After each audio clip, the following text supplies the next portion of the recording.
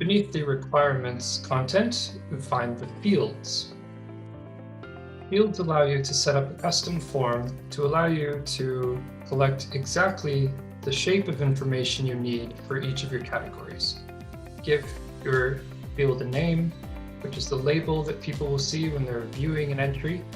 In the description, any kind of help text that would be helpful for them if you need to provide some clarification or parameters, such as if it's an image uploader, maybe you need to explain that there needs to be a minimum of 2 exterior, 10 interior photos, that kind of thing, so you can quantify what they need to supply for this particular field. You can decide what order the fields should display in the form, whether or not this particular field should display to judges. When, for instance, you are uploading a company's logo, you don't want the company's logo to appear to the judges because now the entrant won't be anonymous anymore, so you can set that particular field to invisible to judges.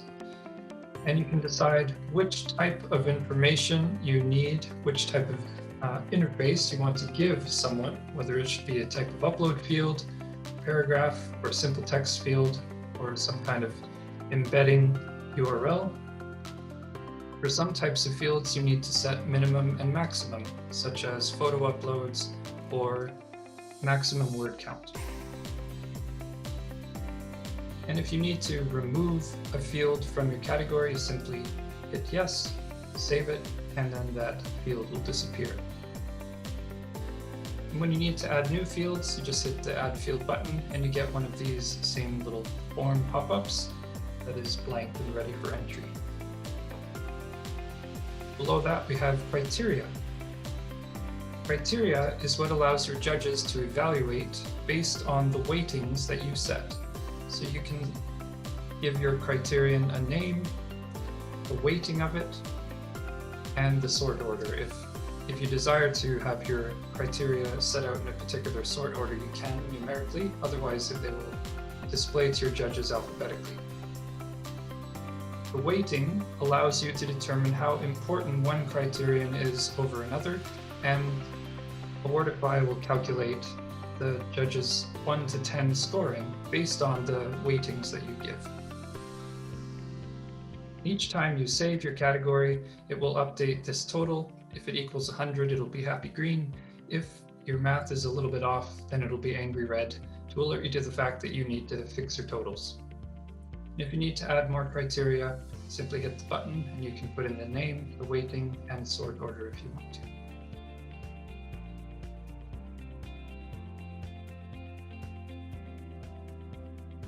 The entries area is where you can see all of the submissions that have come in.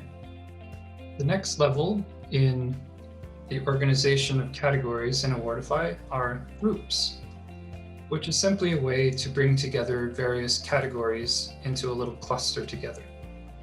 So you just give it a name, decide which channel it should be part of, description if you want to, and it shows you a listing when you've already created groups, which categories belong to this particular one. A little further up the tree are channels, which allows you, just as category groups allow you to group together categories, channels allow you to cluster together your groups. This is especially useful if your awards program is a little bit complex and you have some categories that should be paid for and others that are not. Payment is controlled at the level of the channel. So here you can choose to activate or deactivate payment, and you can set a standard fee that will apply to all categories across that channel. As we saw when we were looking at categories, you can override the channel price per category if you need. Here as well, you can choose to override season dates. You can decide when entries should open and when they should close, and also your judging dates for this particular channel. And here below, you can see all of the groups that currently belong to this channel. Finally, we come to the seasons area. So here we see an indication of which season is actually feeding its information to the public website. And you can see you can begin working on future seasons even while you are running one publicly. There's a preview here, so you can even jump right into that future season and look at it in a way that keeps it from public view, but you can see it just as an administrator to make sure that your content is coming through as you'd like. And to simplify ongoing administration, there is this clone feature where you can simply hit the clone button and it will make a copy of all the pages, the event, all of the categories, groups, and channels, so that you don't have to go through and rebuild all of that information year upon year. Just with a click of a button, in a few seconds, you'll have a new season to begin working on. In the season controls, you can set whatever title you would like for your season. Optionally, you can set your site heading, so rather than an abbreviation for your organization, you can put whatever kind of name you would like there. Here is the year associated with this particular season. This gets used as part of the URL for all the uploads. And here, when you're ready to launch your new season, you can set this as the active season. And this will instruct Awardify to deliver this particular season's information to the public website. Below we have the dates.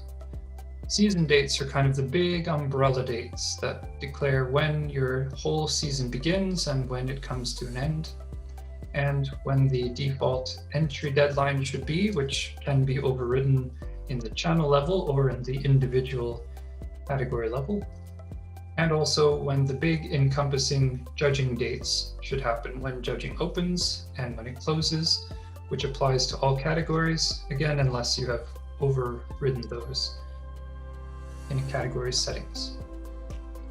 Here also in this season, you see which of your judges are activated for this particular season. So if you've had someone who suddenly has canceled on you or has been disqualified in some way, you can simply take someone off of the season and they'll automatically be removed from all categories throughout that season. If you need to add someone new, you can just add a new judge. And here it's a simple form. You just put in first name, last name, email, and a password. And when you save it, they'll automatically receive this password you've set to the email address you've supplied, which simplifies sign up for them.